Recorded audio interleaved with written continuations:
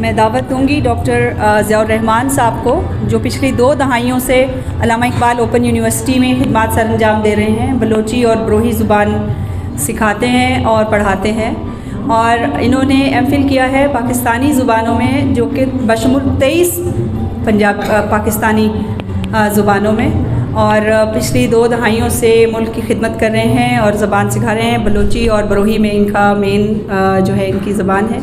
تو ڈاکٹر صاحب، آپ آج ہمارے ساتھ ہیں اور آپ کون سی 2 شخصیات پہ بات کرنا چاہتے ہیں؟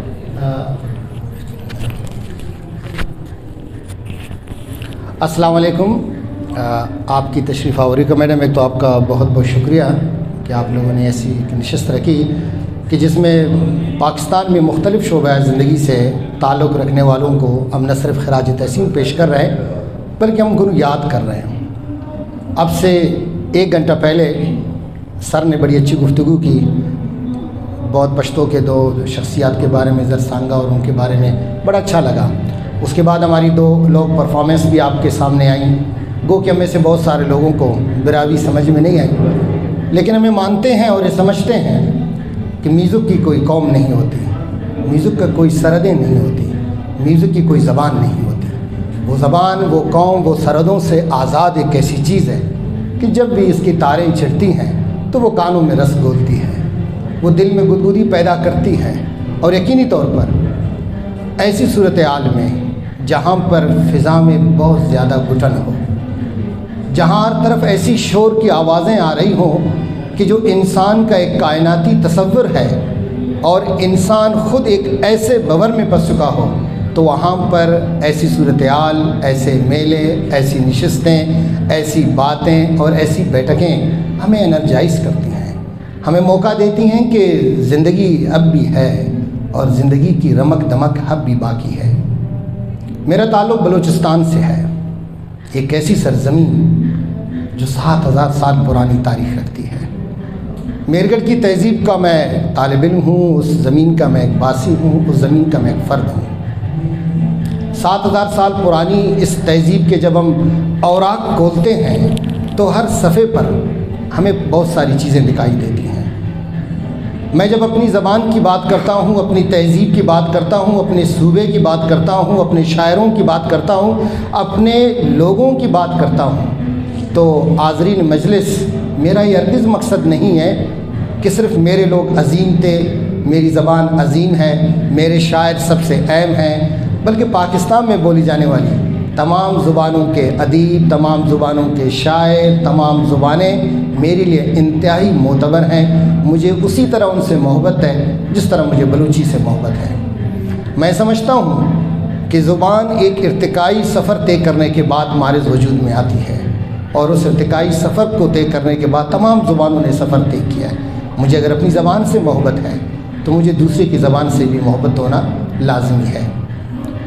جب ہم بلوچستان کی بات کرتے ہیں، بلوچوں کی بات کرتے ہیں، بلوچستان میں رہنے والے لوگوں کی بات کرتے ہیں، ہم میں سے بہت سارے لوگ کہتے ہیں کہ بلوچستان میں، اور بہت سارے اسکالر سے بات بارہا آپ نے سنا ہے کہ بلوچستان میں زمین کے اوپر کیا ہے وہ ہم سب جانتے ہیں، بلکہ نہیں جانتے، لیکن زمین کے نیچے کیا ہے اس سے ہم اچھی طرح واقف ہیں۔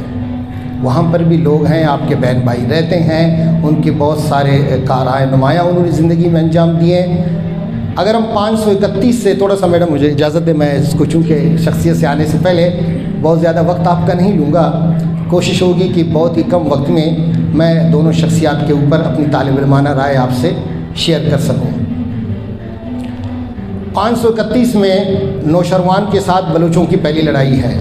اس کے بعد حضرت عمر فاروق کے ساتھ بلوچوں نے معاہدہ کیا اور ہم نے اسلام قبول کیا۔ جب محمد بن قاسم آئے تھے تو اس سے پہلے ہم اسلام قبول کر چکے تھے۔ ایک گدروشیا میں گورنر پہلے سے موجود تھا جس کے ساتھ ہمارا معاہدہ ہوا۔ اس کے بعد بلوچوں نے حضرت امام حسین کا ساتھ دیا تو یزید ہمارا دشمن ہوا۔ اس کے بعد غیاث الدین قباچہ کے ساتھ ہماری لڑائی ہوئی، پھر سبکتین نے ہمارے ساتھ اچھا نہیں کیا۔ یعنی 531 سے لے کر 1666 تک جب امل نے پرتگیزوں کا مقابلہ کیا پسنی کے ساحل پر، چونکہ جب 16ویں صدی میں یورپ باولا ہو چکا تھا اور وہ مختلف جگہوں کی تلاش میں تھا، تو ایسی صورتحال میں بلوچوں نے پہلے بام لیا تھا اور اس کے ہم نے سمندر کے اس طرف آنے نہیں دیا۔ 80 سال تک ہم انگریزوں کے خلاف لڑتے رہے، 1920 تک ہماری جنگ جاری رہی۔ اس کے بعد پاکستان ہمارے وجود میں آیا تو ہماری زبان نے اپنے بیج بوئے اور آج ہماری زبان ماشاءاللہ ایک تناور درخت بن گئی ہے۔ قدرت کے فیصلے بڑے عجیب ہیں حاضرین مجلس۔ قدرت ہر زمانے میں ایسے نابغہ روزگار شخصیات پیدا کرتی ہے جو نہ صرف اپنے زمانے میں بلکہ اپنے زمانے کے بعد کے لوگوں کے لیے بھی ان کے کام، ان کا کارہائے نمایاں اور ان کی خدمات اور ایک پورا زمانہ ان کا باج گزار رہتا ہے۔ ایسی شخصیات صدیوں میں پیدا ہوتی ہیں۔ یقینی طور پر اس نشست کے رکھنے سے پہلے میں اپنی بات کو گلخان نصیر کے شروع ہونے سے پہلے میں والد کا شکریہ ادا کرتا ہوں، میڈم آپ کا اور سر نبیل کا۔ اس کی وجہ یہ کہ جو آپ لوگوں کا کام ہے وہ بہت مختلف ہے اور جو آپ لوگ کر رہے ہیں یہ بہت مختلف ہے۔ کچھ بیج اس لیے نہیں بوئے جاتے ہیں کہ ان کا پھل ہم کھائیں، کچھ بیج اس لیے بوئے جاتے ہیں کہ ان کا پھل آنے والی نسل کھا لے۔ اور یقیناً جو بیج آپ لوگوں نے بوئے ہیں اس درخت کے نیچے وہ لوگ بیٹھیں گے، وہ ہماری آنے والی نسل بیٹھے گی جو انتہا پسندی، تعصب اور دولت کی غیر منصفانہ تقسیم سے ماورا ہو کر سوچے گی۔ میں مانتا ہوں کہ میرا تعلق چٹیل میدانوں، خوبصورت وادیوں اور ساحل سمندر سے ہے، یعنی بلوچستان سے ہے۔ انہی نابغہ روزگار شخصیات میں ایک سورج طلوع ہوتا ہے چاغے کی ریگستانوں سے اور نوشکی کی ریگستانوں سے، نام اس کا گلخان نصیر رکھ دیتے ہیں۔ یہ 1914 کی بات ہے اور یقینی طور ہے آپ جانتے ہیں کہ یہ وہ دور ہے، ویسے بھی کہتے ہیں کہ 20ویں صدی دنیا میں بہت ساری تبدیلیوں کا موجب بنی۔ ہر حوالے سے انہی تبدیلیوں میں ہمارے ہاں بھی ایک شخص جنم لیتا ہے، اس کا نام ہے گلخان نصیر۔ ہماری کہانی ایک ایسی کہانی ہے حاضرین مجلس کہ ایک جیسے ہارر فلم چل رہی ہو۔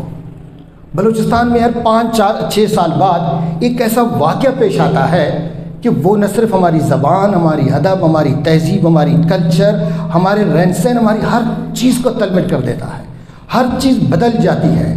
جس طرح اسکالرز کہتے ہیں کہ 1857 کی جنگ آزادی نے نہ صرف اس خطے میں رہنے والوں کا زاویہ نظر چینج کر دیا بلکہ اس نے بتا دیا ہم لوگوں کو کسی اور نظر سے دیکھنے لگے۔ اس جنگ آزادی کے بعد ہمارے ساتھ یہی ہوا، ہم 2005 کے بعد ہر چیز کو ایک اور نظر سے دیکھنے لگے ہیں۔ ہماری زمین نے جتنے زرخیز ہماری زمین تھی، ہم کہتے ہیں کہ جہاں پر بلوچستان میں گو کے بہت سارے وسائل کی کمی ہے لیکن اذہان کی کوئی کمی نہیں ہے۔ نہ شاعری میں میرے پاس شاعروں کی کمی ہے، نہ آرٹ کی کمی ہے، نہ فن کی کمی ہے، نہ سیاستدانوں کی کمی ہے، نہ سماجی ورکرز کی کمی ہے۔ یہ پورا خطہ ہم سمجھتے ہیں زرخیز ہے پاکستان مکمل طور پر۔ تو ایسے حالات میں جب 20ویں صدی میں ہر طرف دنیا میں بہت ساری تبدیلیاں ہو رہی تھیں تو وہاں پر بلوچستان میں ضلع چاغی میں ایک بچہ گلخان نصیر جنم لیتا ہے۔ یوں تو جب خانہ کلات پر حملہ ہوا میراب خان کے حوالے سے تو اس وقت انہوں نے پہلی مرتبہ گلخان نصیر کے فیملی سے ہیلپ لی، انہوں نے کوشش کی کہ آپ ہماری ہیلپ کریں۔ وہ کیسے خانوادے سے تعلق رکھتے تھے۔ کچھ لوگ پیدا ہوتے ہی بتا دیتے ہیں کہ ہم نے دنیا میں کرنا کیا ہے۔ کچھ لوگوں کے جنم کے ساتھ ہی کچھ ایسے بیج بوئے جاتے ہیں جو تناور درخت بنتے ہیں۔ آج میری زبان کی ادب کی عمارت اگر اتنی خوبصورتی سے اور مضبوطی سے کھڑی ہے تو اس کے پیچھے ان اکابرین کا، ان علماء کرام کا، ان ادیبوں کا بہت بڑا ہاتھ ہے۔ گلخان نصیر انہی میں سے ایک تھے۔ پیدا ہوتے ہیں، ہر طرف سرداری نظام اپنے پنجے گاڑی ہوئی ہے، دولت کی غیر منصفانہ تقسیم ہے، غربت اپنے عروج پر ہے۔ بلوچستان 3,47,190 مربع کلومیٹر پر پھیلا ہوا ایک ایسا صوبہ جہاں پر مختلف ڈویژن ضلع ہیں اور لوگ دور دور تک آباد ہیں، ان تک زندگی کی سہولیات نہیں ہیں۔ انگریز نے کیا کیا؟ انگریز نے دیکھا کہ میں بلوچوں کو چونکہ قابو نہیں کر سکتا ہوں تو ایسے میں اس نے اپنے کاسلائس تیار کیے۔ ان کاسلائسوں کے ذریعے انہوں نے بلوچ جو غیور عوام تھے اور ان پر حکومت کرنے کے لیے انہوں نے ان کو چنا۔ کچھ تبدیلیاں ایسے وقت پر آتی ہیں اور ایسی صورتحال میں آتی ہیں کہ ان کا میں ادراک نہیں ہوتا، لیکن اچانک کسی طرف سے سورج کی روشنی آ جاتی ہے، کچھ کرنیں ہمیں اپنے لپیٹ میں لے لیتی ہیں اور وہ روشنی کی کرنیں باعث تبدیلی بنتے ہیں۔ یہ عمر میرے لیے باعث صد افتخار ہے۔ میں اپنے آپ کو ان طالب علوم میں اور ان خوش نصیبوں میں سمجھتا ہوں کہ میں گلخان کے علاقے سے تعلق رکھتا ہوں، گلخان کے صوبے سے تعلق رکھتا ہوں۔ انگریزوں کے خلاف سراپے احتجاج ہونا اور بلوچوں کو بتانا کہ جو سرداری نظام ہے اور یہ سردار ہیں، یہ اصل میں آپ کے دشمن ہیں۔ یہی وہ لوگ ہیں، ان کو پہچان لیں۔ آپ اچھی طریقے سے جانتے ہیں کہ 1936 میں جب ترقی پسند تحریک کا آغاز ہوا تو پاکستان میں چند لوگ تھے جنہوں نے شعوری طور پر کوشش کی کہ لوگوں کو تبدیلی کی طرف لایا جائے۔ ہم یہ بات اچھی طریقے سے جانتے ہیں کہ پوری دنیا میں ادب برائے ادب چل رہا تھا۔ ہم زلف اور لب و رخسار کی باتیں کر رہے تھے۔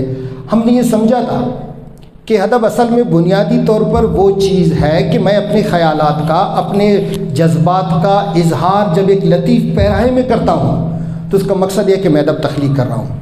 میرے لفظ، میری سوچ اور میرے خیالات اگر دھرتی پر رہنے والے انسانوں کے ساتھ اس کی جڑت نہیں ہے میڈم، تو یقینی طور پر وہ لفظ بیکار ہیں۔ وہ خیال، وہ سوچ کس کام کی ہے کہ میں اگر آس پاس اپنے معاشرے میں پنپتے ہوئے بہت سارے برائیوں کو دیکھتا ہوں اور اس کے اوپر میں لکھتا نہیں ہوں، میں بولتا نہیں ہوں۔ ہم اچھی طریقے سے جانتے ہیں لکھنا اصل میں کیا ہے۔ لکھنا اصل میں اپنے آپ کو اس دنیا میں شامل کرنا ہے کہ جو پتھروں کی دنیا ہے، کنکروں کی دنیا ہے۔ ہم نے 9 لاکھ سال لگا دیے، تب جا کر یہ خیال لفظ کی صورت میں صفحہ کرتاس پر بکھرے۔ کتنے اذہان اور کتنے لفظ انسانوں کے ساتھ دفن ہو گئے۔ وہ لفظ کسی کام کے نہیں رہے، وہ میرے خیالوں کے ساتھ دفن ہوتے گئے۔ تو ایسی صورتحال میں یہ وہ لوگ جو لکھتے ہیں، جو تخلیق کرتے ہیں، جو صفحہ کرتاس پر کچھ لفظ بکھیرتے ہیں، اگر وہ لفظ میرے کسی قوم کے، میرے زمین زادوں کے اور میرے درد کا مداوع نہیں کر سکتے تو میں ایسے لفظوں کا کیا کر سکتا ہوں؟ بکری زلفیں ہیں شانوں پر، تو اس کا کیا فائدہ ہے مجھے جب تک کہ میں یہ بتا نہ دوں یہ دھواں ہے کیسے، یہ آگ کیسے، یہ کون ہے کہ مر رہے ہیں، یہ کس کا گھر ہے کہ جل رہا ہے۔ جب میں یہ بتا نہ سکوں کہ میرے آس پاس کیا ہو رہا ہے تو پھر میرا ادب، میری سوچ، میری باتیں، میرے لفظ ناکارہ ہیں۔ گلخان یہ بات سمجھ گیا تھا کہ اس ایسے دور افتادہ علاقوں میں کہ جہاں پر ہر طرف دولت کی غیر منصفانہ تقسیم کے ذمہ وار استحصالی طبقہ بنیادی طور پر یہاں پر موجود ہے، تو گلخان نے ان کے خلاف آواز اٹھائی۔ آپ جانتے ہیں سچ بولنا، آواز اٹھانا اور سچ کا علم بلند کرنا یہ کوئی آسان کام نہیں ہے۔ آج سے ہزاروں سال پہلے سے لے کر ابھی تک جو رویہ سچ بولنے والوں کے ساتھ رہا ہے وہ ابھی تک وہی رویہ ہے۔ آج میں باہر یہاں سے جا کر، آپ ماشاءاللہ سارے پڑھے لکھے ہیں، سمجھتے ہیں، ہم ایک سچ کی کہانی شروع کر دیں تو وہ کہانی مکمل ہونے سے پہلے ہماری کہانی مکمل ہو جائے گی۔ گلخان یہ چیز سمجھ گیا تھا۔ گلخان نے کیا کیا؟ گلخان نے سب سے پہلے یہ کیا کہ ایک ایسی تنظیم بنائی جائے کہ جہاں سے شعور کی شاخیں پھوٹنی چاہیے۔ ہم لوگوں کو بتا دیں کہ اصل میں زندگی ہے کیا اور زندگی کیسے گزاری جاتی ہے۔ تو حاضرین مجلس، ایک زمانہ تھا جسے ہم جنرلائزیشن کا دور کہتے تھے۔ ارسطو سے لے کر نیچے تک جتنے ہمارے فلاسفر گزرے ہیں، ایک شخص ہے، وہ شاعر بھی ہے، وہ مورخ بھی ہے، وہ ادیب بھی ہے، وہ سیاستکار بھی ہے، وہ تاجر بھی ہے، وہ صحافی بھی ہے، بہت ساری چیزیں تھیں۔ زمانہ بدل گیا، وقت نے کروٹیں لیں اور پھر آ گیا اسپیشلائزیشن کا دور۔ وہ اسی جنرلائزیشن کے دور میں میر گلخان نصیر آئے۔ گلخان نصیر نے بلوچوں کی تاریخ لکھی، بلوچوں کو بتایا کہ شاعری کیسے کرتے ہیں اور شاعری میں کیا چیزیں ضروری ہیں۔ گلخان نصیر صحافی رہے، گلخان نصیر وزیر تعلیم رہے، گلخان نصیر ایک سماجی ورکر رہے، گلخان نصیر ایک مورخ رہے۔ یہ 1930-31 کی بات ہے۔ اگر میری بات لمبی نہ ہو، انتہائی معذرت کوشش کروں گا کہ آپ کو میں تو بہت زیادہ سما خراشی نہ ہو۔ کچھ شہر اور کچھ علاقے ایسے ہوتے ہیں کہ وہاں پر انسان اس شہر کے اندر داخل ہوتی ہے، اس کی ذہن سازی شروع ہو جاتی ہے۔ انہی شہروں میں میں بحیثیت ایک طالب علم بلوچستان کا، میں لاہور کو بڑا اچھا سمجھتا ہوں۔ وہ پنجابی سے کہتے ہیں جو لاہور نہیں دیکھا وہ جمیا ہی نہیں۔ میں لاہور کو اس حوالے سے اچھا سمجھتا ہوں کہ لاہور نے میرے بلوچستان کی سیاسی تاریخ، سیاسی شعور اور سماجی شعور کو پروان چڑھانے میں بڑا اہم کردار ادا کیا ہے۔ یہ 1931-32 کی بات ہے، اسلامیہ کالج ہے اور میر گل خان نصیر ہے، وہاں پر آتے ہیں فرسٹ ایئر میں میڈم داخلہ لینے کے لیے۔ گل خان نے وہاں پر 1 سال گزارا اور وہ 1 سال کے بدلے اس نے ہمیں 60 سال دیے۔ ایسے دی کہ اس نے واپس آ کر ایک سیاسی تحریک شروع کی، جد و جہد شروع کی اور ایک ایسی تحریک شروع کی، اس تحریک کے آثار آج تک ہمارے نوجوانوں میں ہیں۔ گل خان نے ہمیں بتا دیا کہ جب آپ کے اوپر کوئی ظلم ہو تو آپ نے کرنا کیا ہے، جب آپ کے اوپر کوئی ظلم کے پہاڑ گرے تو آپ نے کیا کرنا ہے۔ گل خان نے ہمیں دیواروں پر لکھنے والے نعرے بھی لکھ کر دیے۔ گل خان نے اپنے زندگی کا مکمل ضابطۂ حیات ہمیں بتا دیا۔ گل خان نے بتا دیا کہ ظلم کے آگے جھکنا نہیں ہے، اگر آپ جھکیں گے تو آپ کچھ نہیں کر سکیں گے۔ یہ 1930-31 کا واقعہ، جب ہم سیاسی شعور کی بلوچستان کی بات کرتے ہیں تو یوسف عزیز مکسی ہمارے ہاں سب سے پہلے آتے ہیں، میر عزیز کرد ہیں، کمال خان شیرانی، کچھ لوگ تھے جو بنیاد گزاروں میں ہیں۔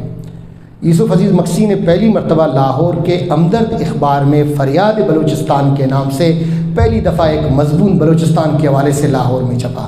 یہ لاہور کا دوسرا بڑا احسان ہے ہمارے اوپر۔ گل خان نصیر علامہ اقبال سے بہت متاثر تھے، اس کے علاوہ یہاں کے فیض سے بہت متاثر تھے اور دیگر شعراء تھے ان سے بہت متاثر تھے۔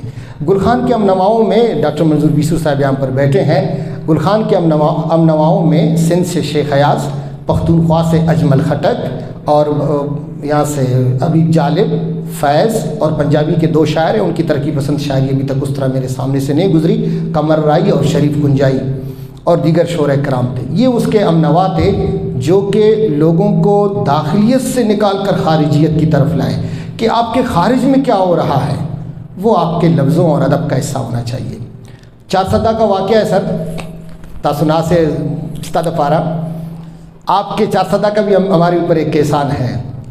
یہ 4 صدہ میں خدای خدمتگار تحریک تاس معلوم دے دیر لوئے تحریک دے خدای خدمتگار تحریک کا ایک مشاعرہ ہو رہا تھا 4 صدہ میں، گل خان کو وہاں پہ بلایا گیا تھا۔ گل خان نصیر نے 1931 سے لے کر 1942 تک اس کی شاعری اردو کی ہے۔ 1942 کے بعد وہاں پہ ایک مشاعرہ ہو رہا تھا، اس مشاعرے میں سب نے اپنی اپنی زبان میں اشعار کہے۔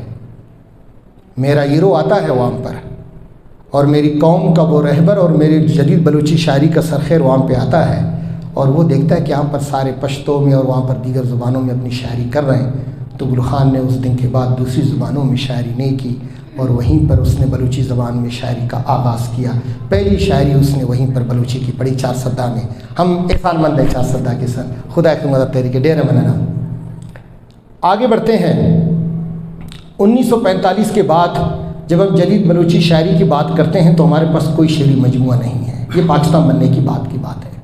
پہلا شعری مجموعہ گل خان نصیر کا ہے، 1951 ہے اور ان کا شعری مجموعہ ہے گل بانگ۔ گل بانگ یہ بلوچی کا پہلا شعری مجموعہ ہے۔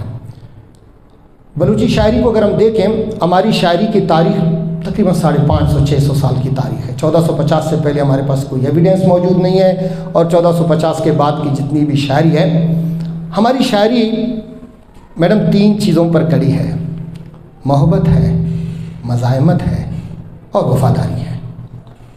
ٹوٹل ہماری شاعری کے 3 ستون ہیں اور ہماری شاعری کی عمارت اسی 3 ستونوں پر کڑی ہے۔ ہم کہتے ہیں، جس طرح جو متاشات کی بات میں کریں گے، ہم کہتے ہیں کہ اگر آپ نے کسی کے گھر سے ایک کٹورا پانی بھی پیا ہے تو کم از کم 100 سال کی وفا آپ پر لازم ہے۔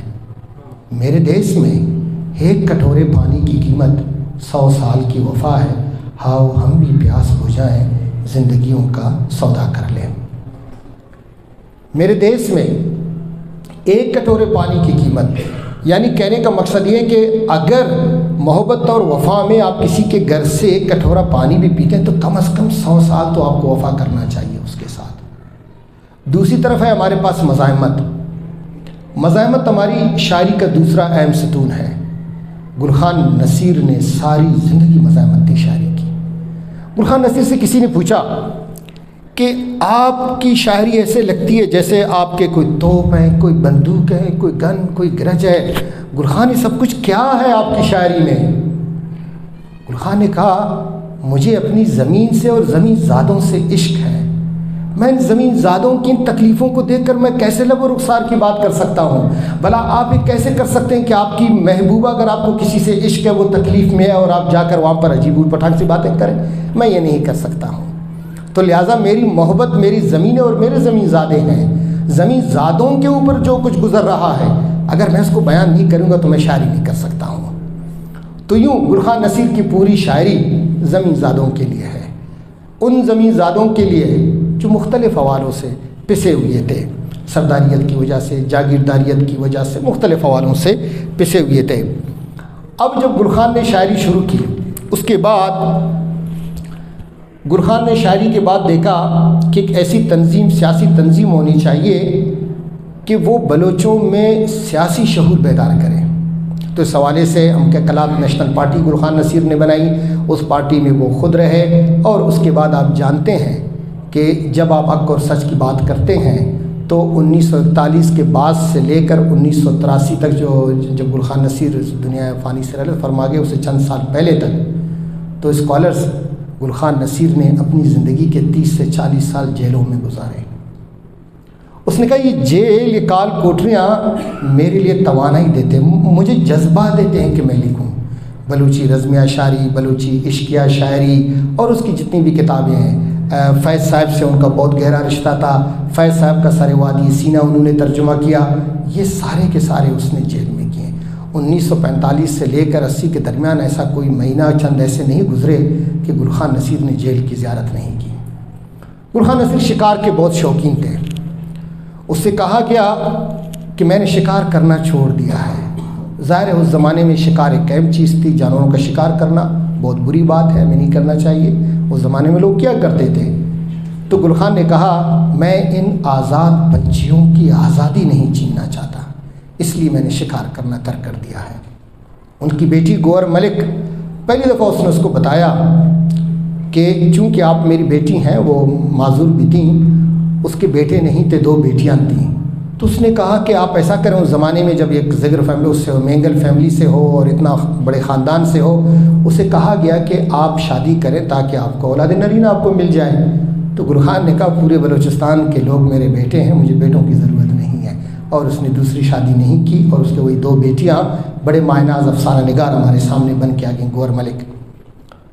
یہ اس کی سیاسی جد و جہد کا آغاز تھا کہ اس نے پورے بلوچستان میں جب وزیر تعلیم بنے تو اس حوالے سے اس نے نوجوانوں کو بہت زیادہ پروموٹ کیا۔ اس نے نوجوانوں کو اتنا پروموٹ کیا کہ آج تک اگر نوجوانوں میں مزاحمت کی تحریک کا جو لہو چل رہا ہے اور جو روشنی پھوٹی ہوئی ہے اور جو کرنیں محفوظ ہیں، ہم کہہ سکتے ہیں یہ آگ گلخان نصیر نے لگائی تھی، اور یہ وہ روشنی تھی جس کی روشنی آس پاس کے تمام علاقوں تک پہنچی۔ فیض صاحب ایک دفعہ کراچی میں ہوٹل میں بیٹھے تھے، فیض صاحب نے اس سے کہا کہ گلخان اپنے کچھ نظم مجھے دیجیے، میں انہیں اردو میں ترجمہ کرنا چاہتا ہوں۔ گلخان نے کہا فیض صاحب آپ پھولوں جیسے آدمی ہیں، کہاں گلخان اور کہاں فیض، آپ کیا میری شاعری کو ترجمہ کریں گے؟ لیکن بضد رہے فیض، اور فیض نے گلخان نصیر کو ترجمہ کیا۔ ان کی نظم ڈیوا دیا کے نام سے فیض نے ترجمہ کیا۔ اس کے بعد اسے کہا گیا کہ آپ مزید نظمیں، یہ جبین ہوٹل میں رسول امزتوف میڈم آئے تھے ایک پروگرام میں، گلخان کو بلوچستان سے وہاں پر بلایا گیا تھا۔ یوں گلخان نصیر کی یہ کہانی جب آگے بڑھتی ہے تو پھر ہم دیکھتے ہیں وہ بلوچستان کی تاریخ لکھتے ہیں، بلوچستان کی رزمیہ تاریخ لکھتے ہیں، بلوچوں کی کہانی شاعروں کی زبانی لکھتے ہیں، بلوچی رزمیہ شاعری لکھتے ہیں، بلوچی عشقیہ شاعری لکھتے ہیں، دوستین و شیرین لکھتے ہیں، اور اس کے علاوہ بہت ساری اس کی تحریریں ہیں۔ گلخان نصیر کی شاعری کا آغاز گل بانگ سے ہوا، اور گرند میرے خیال میں، امانت مجھے کریکٹ کریں گے، گرند ان کی آخری ان کا شعری مجموعہ تھا، اور 10 شعری مجموعے ان کے ہیں۔ آپ ان کے شعری مجموعوں کا مطالعہ کریں۔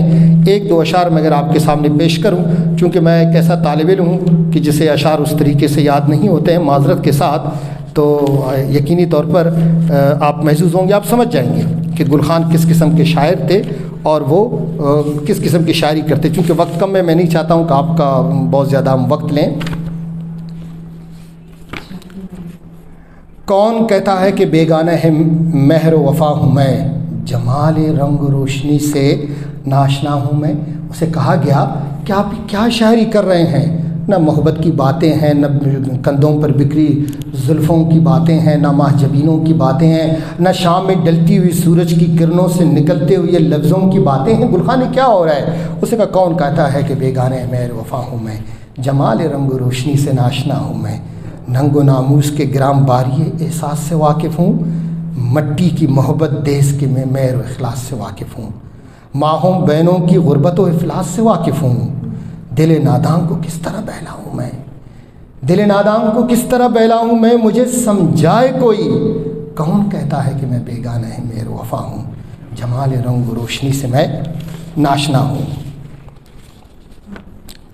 کہتا ہے کہ مگر اس دل بے امان کو سمجھائے کون، اس دل بے امان کو سمجھائے کوئی، اشک آنکھوں کے کیوں کر چھپا ہے کوئی، ایسے حالات میں کیوں کر رہوں خاموش، مجھے سمجھائے کوئی، کون کہتا ہے کہ بیگانہ ہے میرے وفا ہوں میں، برہنہ تن گرسنا ماہوں اور بہنوں کا غم، برہنہ تن گرسنا ماہوں اور بہنوں کا غم، جا بجا خون میں لتڑی ہوئی لاشوں کا غم، راکھ کے ڈھیر میں بدلتے گھروں کا غم، کوئی ایک دکھ ہو تو بلا ہے کوئی، کوئی ایک دکھ ہو تو بلا ہے کوئی، کون کہتا ہے کہ بیگانہ ہے مہر وفا ہوں میں۔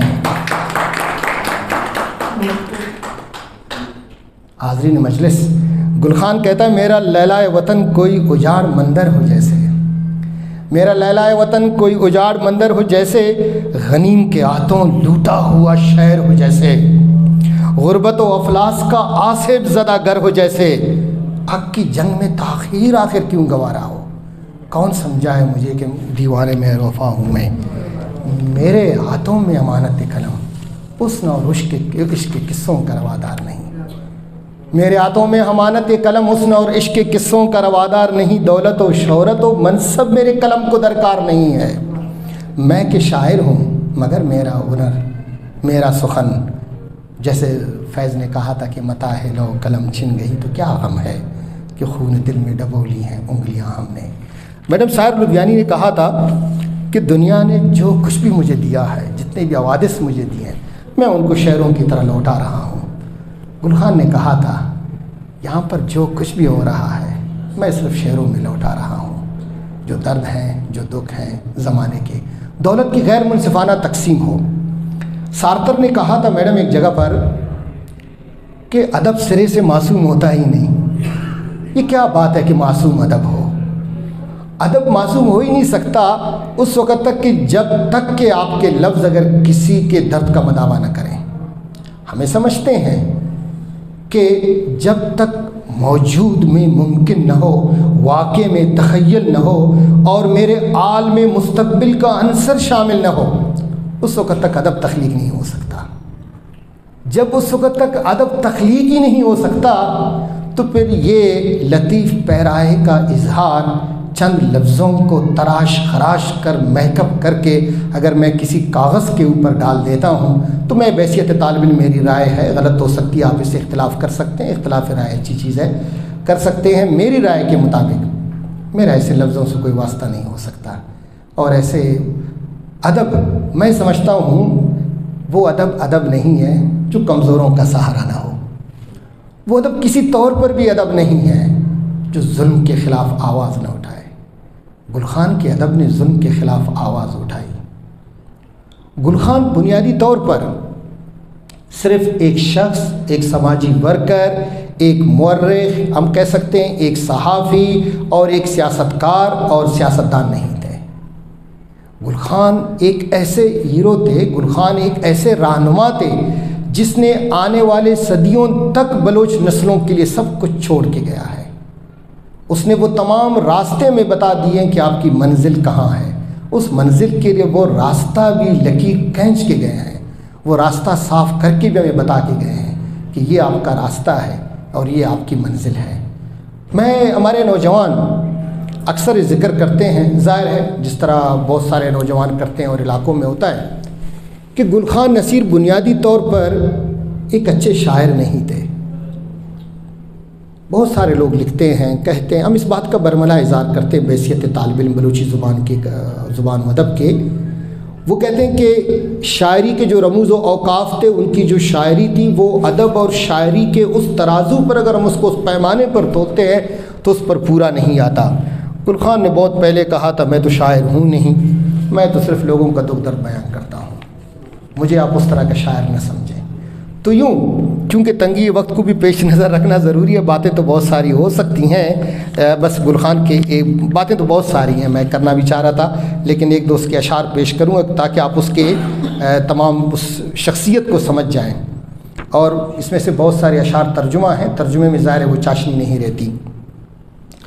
یہ دعا ہے کیسے، یہ ہاگ ہے کیسی، لوگ ماتم کنا کیوں ہیں، یہ کس کا گھر ہے کہ جل رہا ہے، یہ کون ہیں کہ مر رہے ہیں، یہ دست ہدو کہاں سے اترا، یہ کس کی لاشیں ہیں سر بریدہ، یہ لاش کس کی ہے، یہ جنازہ کس کا، یہ کس کا سر ہے کہ جدا تن سے، یہ کس کا بازو ہے کہ کر چکا ہے، کس نے بیٹیوں کی ہداییں چھین لی ہیں، کس نے ماؤں کے سس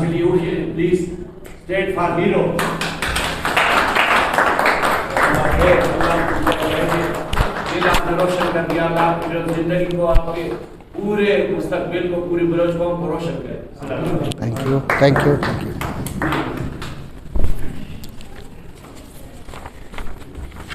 آج صاحب ڈیر مننا زا پختو کے استادہ پارے وہ ٹپے ہوئے بیا ہوئے استاد لائس استاد خائص گلونا ڈیر دے جولے متنگ دے زبا کم کم ٹولو ڈیر مننا۔ کس نے ماؤں کی سر سے چادر اتار لی ہے، یہ گل بدن ہماری بہن اور بیٹیاں ہیں، کس کے دستے جفان ان کو رنج غم میں ڈبو دیا ہے، یاد رکھو یہ چراغ حق کا ہے، ہوا کے جھونکوں سے نہ بجھ سکے گا، یہ نوائے حق ہے، یہ صدائے حق ہے، کیوں اسے تم نہیں سن پا رہے ہو، کتنے جوان مٹ گئے اور کتنی زندگیاں برباد ہوں، کتنے دست و بازو ٹوٹ گئے اور کتنی آنکھیں لاٹھیوں کی ضربوں سے پھوٹ گئیں، کتنے گھروں اور مسکنوں کو آگ کے شعلوں نے اپنی لپیٹ میں لے لیا، کتنی ہی عورتوں کے دوپٹوں کی اس دور ابتلا میں توہین کی گئی ہے، میری پیاری مادر تیرے ناموس کے لیے کتنے جیالوں اور رہنماؤں کی جانیں چٹانوں اور گاٹھیوں میں غرق ہو گئی ہیں، دلدار کہاں ہے، وطن کہاں ہے، گلزار کہاں ہے، چمن کہاں ہے، جہاں بہادر نوجوان پروان چڑھتے ہیں اور تربیت پاتے ہیں، وہ گاؤں کدھر اور وہ قبیلے کہاں ہیں۔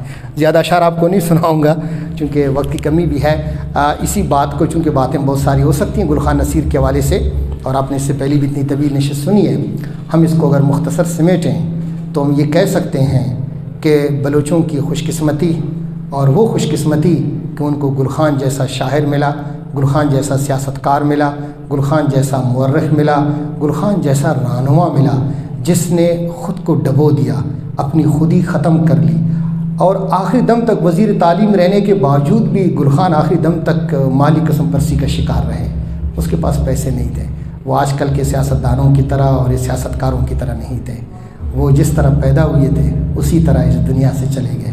لیکن ایسے لوگ جاتے کہاں ہیں؟ ایسے لوگ صرف جسمانی طور پر ہم سے جدا ہوتے ہیں، وہ لفظ، وہ افکار، وہ خیالات، وہ جذبات، وہ احساسات جو کہیں پر بھی گل خان نے تحریر کیے ہیں وہ ہر بلوچ کو ازبر ہیں، ہر بلوچ کو نقش ہیں اس کے دل پر۔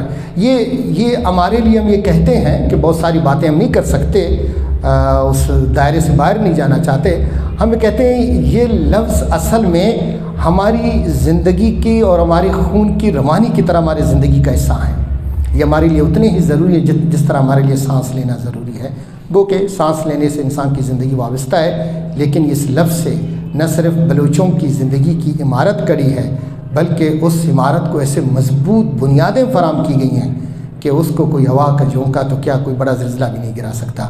تو آپ کی اس نشست میں بیٹھنا اور مجھے سننا، اور اس کے لیے میں آپ کا تہ دل سے مشکور ہوں۔ ایک اور پرسنالٹی بھی ہے، آپ نے اس کے بارے میں بات کرنی ہے، عطا شاہ۔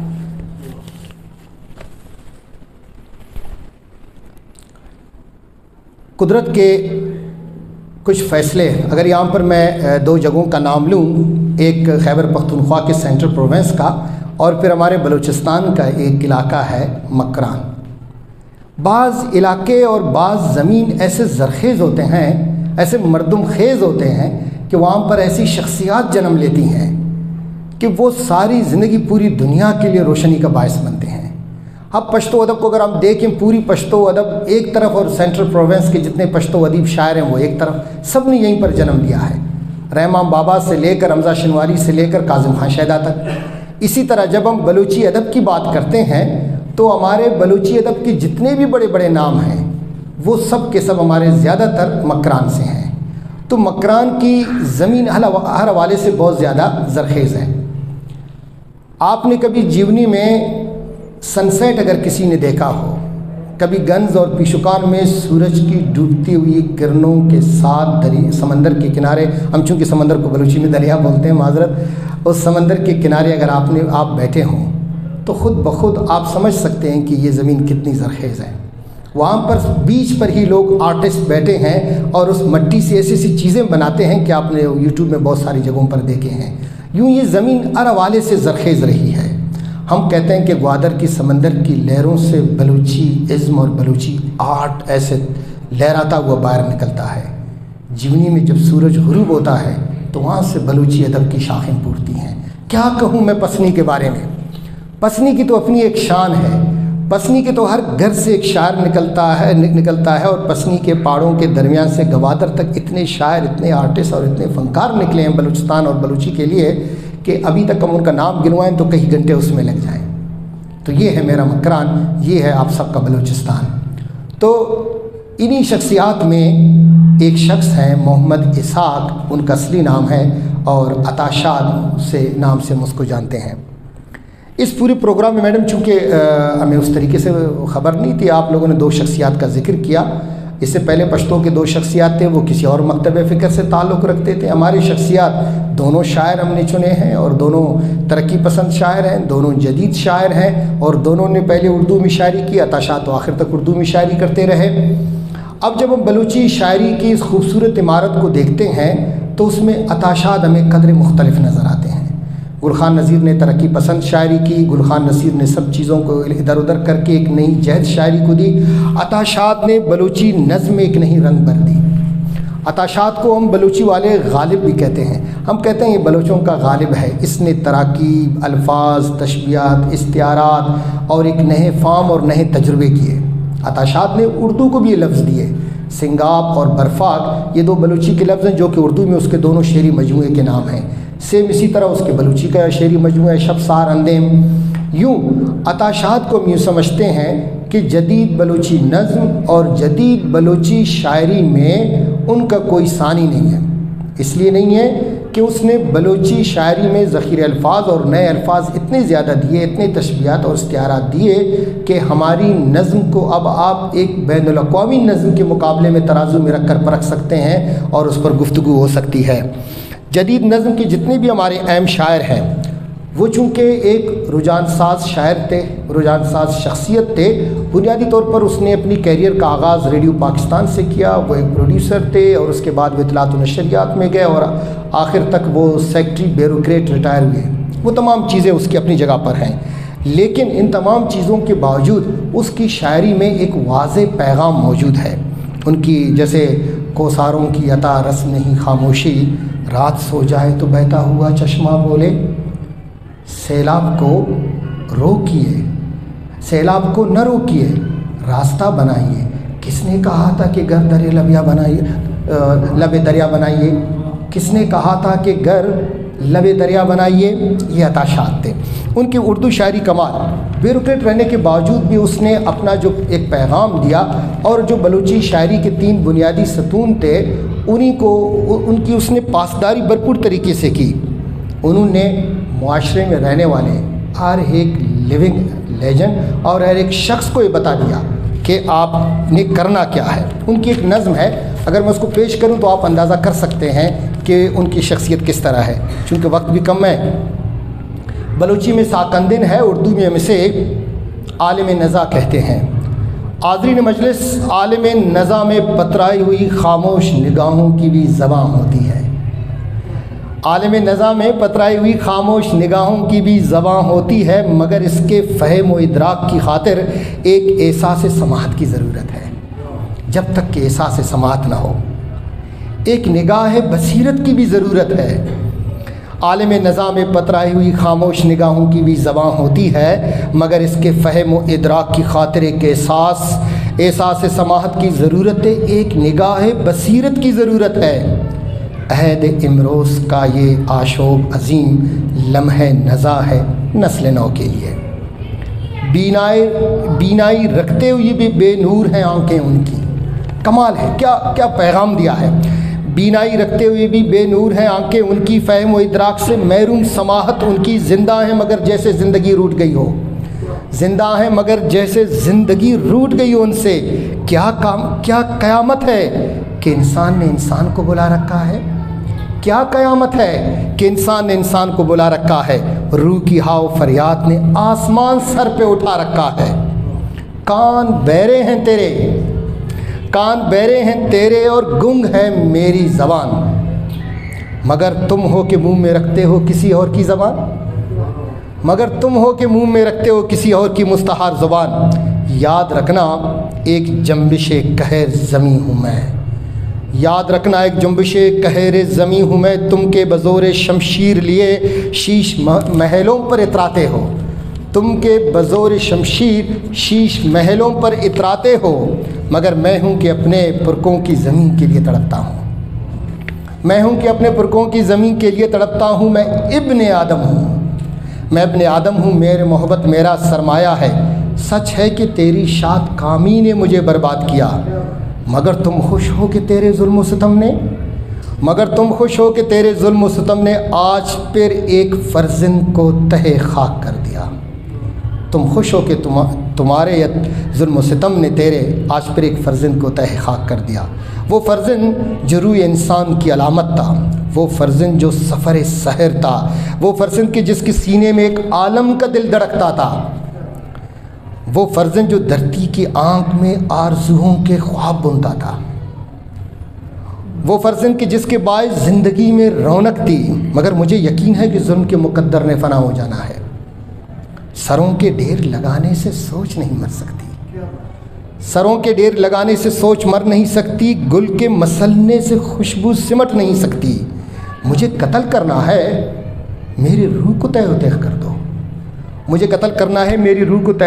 دو، مجھ کو مٹانا ہے تو محبتوں کو مقتل کی چوکٹ پر قربان کر دو، مجھے مارنا ہے تو میرے شعور کو تہ خاک کر دو، میری سوچ کو نیست و نابود کر دو، مگر میرا مرنا ممکن نہیں ہے، میں تو محبت ہوں، ابد تک رہوں گا، میرے نقش قائم ابد تک رہیں گے، جب تک زندگی ہے میرے لہو کا ہر ایک قطرہ روشنی بن کر جگمگاتا رہے گا۔ گھر میں مر گیا تو تم کیا کرو گے؟ گھر میں مر گیا تو تم بھی مرو گے، تم زندہ ہو جب تک میں بھی زندہ رہوں گا۔ عالم نزا عطا شاد۔ میرے خیال وقت کم ہے نا، اور یہ بڑی اچھے طریقے سے پیش کیا کہ ان کی جو زندگی اور ان کی پہلو ہے وہ سیاسی اور ان چیزوں سے الگ ہیں، اور قوم کے لیے ہیں اور اپنے انسان کے لیے ہیں، انہیں ادب برائے انسان کے لیے۔ بہت شکریہ جناب جی کے لیے۔ آپ کا شکریہ، آپ نے ہمیں سنا، ایک دفعہ پھر آپ کا شکریہ، آپ لوگوں نے دعوت دی اور ایسی نشست ہوئی کہ جس میں ہم نے اپنے خیالات کا اظہار کیا اور آپ لوگوں نے سنا۔ آپ تمام کی تشریف آوری کا شکریہ اور سما خراشی کے لیے معذرت، ایسی کوئی بات بری لگے اس کے لیے معذرت۔ جی پلیز۔ ہم جب بات کرتے ہیں نا آج کل ریزیلینس کی، اور تو ہمارے ذہن میں انقلاب کا لفظ آتا ہے، پھر جب انقلاب کا لفظ آتا ہے تو ہمارے ذہن میں خون خرابہ، لاشیں اور یہ سب چیزیں آتی ہیں، لیکن جس دور کی آپ بات کر رہے تھے اس دور کو اگر ہم دیکھیں تو ہمیں ادبی انقلاب جو ہے وہ نظر آتا ہے۔ آج کل کے حالات سے اس کو آپ ریلیٹ کیسے کریں گے کہ آج کا جو نوجوان ہے، کیا وہ صرف خونی انقلاب کی بات کر سکتا ہے، یا آج بھی حالات ہیں، سازگار ہیں ادبی انقلاب کے لیے؟ بلوچستان میں، سندھ میں، کے پی میں، جی بی میں، جہاں سے انقلاب کی آوازیں بھی اٹھتی ہیں، بات چیت بھی ہوتی ہے، تو اس کو علمی رخ پہ، علمی جی بالکل میں کیسے شامل کیا جاتا؟ بڑا اچھا سوال کیا آپ نے سر۔ دو چیزوں کو ہم اکثر واضح کرتے ہیں کہ مزاحمت اور بغاوت میں فرق ہے۔ مزاحمت وہ نہیں ہے جسے آپ لوگ سمجھتے ہیں. ہم سمجھتے ہیں کہ ہر ظلم کے خلاف بولنا، وہ دولت کی غیر منصفانہ تقسیم ہو، وہ استعلی طبقے کے خلاف ہو، وہ مزدور کی اس دہقانی کے خلاف ہو، وہ تمام چیزیں ہم سمجھتے ہیں. اس کے خلاف اگر آپ آواز اٹھاتے ہیں کسی بھی صورت میں، آپ لفظوں کی صورت میں آواز اٹھاتے ہیں، آپ زبان کی صورت میں، آپ لکھنے کی صورت میں یا ادب میں آواز اٹھاتے ہیں، وہ آپ کا حق ہے اور آپ کو آواز اٹھانی چاہیے. لیکن ہم یہ بھی کہتے ہیں کہ میری جمہوریت دوسرے کی ناک تک ہے. اگر جہاں تک میری مزاحمت کسی اور کو نقصان پہنچا ہے تو پھر نہیں. لیکن اگر کوئی ظلم ہو رہا ہے اور میں اس کے خلاف آواز نہیں اٹھا سکتا ہوں تو بلوچ شروع سے ہی روشن خیال ہیں اور بلوچ شروع سے ہی 531 سے لے کر آج تک مزاحمت میں ہی رہے ہیں. ہم اسی لیے کہتے ہیں کہ ہماری پوری ادبی تاریخ 3 چیزوں پر کڑی ہے، محبت ہے، مزاحمت ہے اور وفاداری ہے. اس کے علاوہ ہماری 600 سالہ شاعری میں اور کچھ بھی نہیں ہے. یہی 3 ستون ہیں. تو یقینی طور پر آج کل کے دور میں نوجوان جو دیکھتا ہے، جو سوچتا ہے، ویسے ہمیں نا امید نہیں ہونا چاہیے. ہمیں سمجھتے ہیں کہ ہر غروب کے بعد سورج نے طلوع ہونا ہے، اور ہر طلوع کے بعد اگر غروب ہے تو ہر اندھیرے کے بعد اجالا بھی ہے. تو یوں ہم اس اجالے کے انتظار میں ہیں کہ کوئی مسیح اگر آئے گا تو سب کچھ ٹھیک کرے گا. تو پھر یہ میری رائے ہے، غلط بھی ہو سکتی ہے، میں اس کو نہیں مانتا ہوں. میں مانتا یہ ہوں کہ ہم میں سے ہر ایک فرد نے جب تک اپنے حصے کا کام نہیں کیا ہے اس وقت دنیا میں نہ کوئی انقلاب آ سکتا ہے اور نہ ہم کوئی انقلاب کامیاب ہو سکتا ہے. میری رائے اگر غلط ہو سکتی ہے ٹھیک ہے. بہت شکریہ. تھینک یو، بہت بہت شکریہ.